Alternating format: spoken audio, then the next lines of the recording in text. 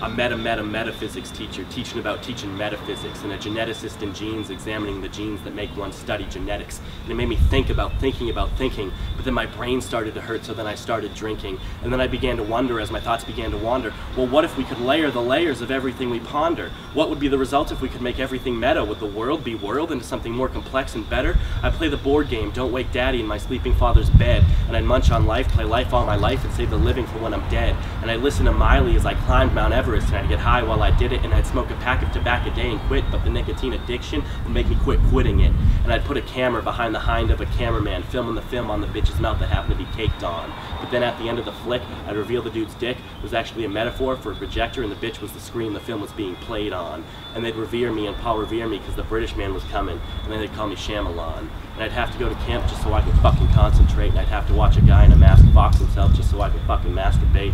And I'd have to guzzle cola with blowing lines of coke, and I'd have to talk about talking to say I've even spoke. And I'll end this rhyme with what might seem like a shock. In a world that's meta, like two dwarfs, it's just a paradox.